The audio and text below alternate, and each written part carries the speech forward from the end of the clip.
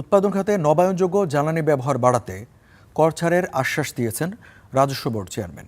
তবে HS code ও বন্ডের অপব্যবহারের ব্যাপারে ব্যবসায়ীদের আরও আন্তরিক হওয়ার অনুরোধ করেন তিনি।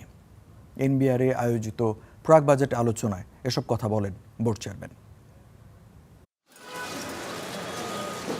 নবায়নযোগ্য জ্বালানির ব্যবহার ও রুফটপ সোলার স্থাপনে বেশ কয়েক বছর ধরেই উৎপাদন খাতকে উৎসাহিত করে আসছে সরকার। এরপরও মোট উৎপাদন সক্ষমতার মাত্র ৫% আসে এই খাত থেকে। এ অবস্থায় জ্বালানি সংকটে বারবার আলোচনায় নবায়নযোগ্য জ্বালানির ব্যবহার বাড়ানো।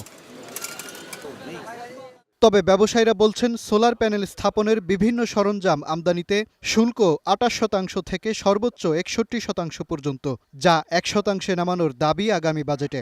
রোববার এনবিআরের সঙ্গে প্রাক বাজেট আলোচনায় বিজিএমইএ, বিকেএমইএ, বিটিএমএ সহ প্রধান রপ্তানি খাতের ব্যবসায়ীরা এ দাবি জানান। ২০২৫ সালে ৭ কোটি টাকা পোর্ট ড্যামারেজ দিয়েছি শুধু এই দুইটা কারণে।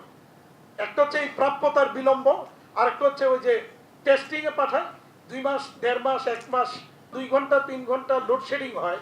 এই লোডশেডিং টাইমে পুরাটাই আমাকে সোলার সিস্টেমে আমাকে চালাইতে হবে। আফটার এক্সপোর্ট যে আমাদের বাড়তি ট্যাক্সটা দেওয়া হয়ে থাকে সেটা কিন্তু পরের বছরে ক্যারি করার হচ্ছে।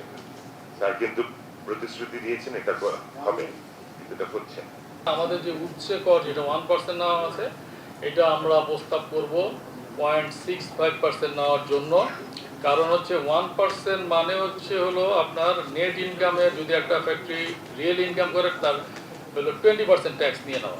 এ সময় বাজেট কেন্দ্রিক যৌক্তিক দাবি বিবেচনায় নেওয়া ও কাস্টমসের বাড়তি হয়রানি বন্ধে কর্মকর্তাদের তদারকির নির্দেশ দেন এনবিআর চেয়ারম্যান। নিয়ে আসছেন, আমরা সবগুলো অ্যাড্রেস করব। ভেরি গুড, এটা আমরা করব। আচ্ছা, শুধুমাত্র এটা এনশিওর করবেন কেউ যেন বিরোধিতা না করে। আচ্ছা, না এটা আমার মনে হয়, শোনো, আমার মনে হয় এই উনি যে কমপ্লেনটা করলো এইটাকে তার কাছে ব্যাখ্যা চাইতে হবে যে তারা একসাথে মিলে একটা অফিসিয়াল সিদ্ধান্ত নিল, সেইটাই সে মানছে না। এটা কি করে সম্ভব? এগুলো একটু দয়া করে আমার মনে হয় দেখতে হবে। আলোচনায় বন্ড ইস্যুতে মুখোমুখি অবস্থান নেন এনবিআর চেয়ারম্যান ও ব্যবসায়ী নেতারা। বন্ডের অপব্যবহার বন্ধে ব্যবসায়ীদের আন্তরিক হওয়ার আহ্বান এনবিআর চেয়ারম্যানের। ১,০০০ কোটি টাকার ডিমান্ডের ১ টাকাও থাকবে না। মাজহার মাহবুব, স্টার নিউজ, ঢাকা।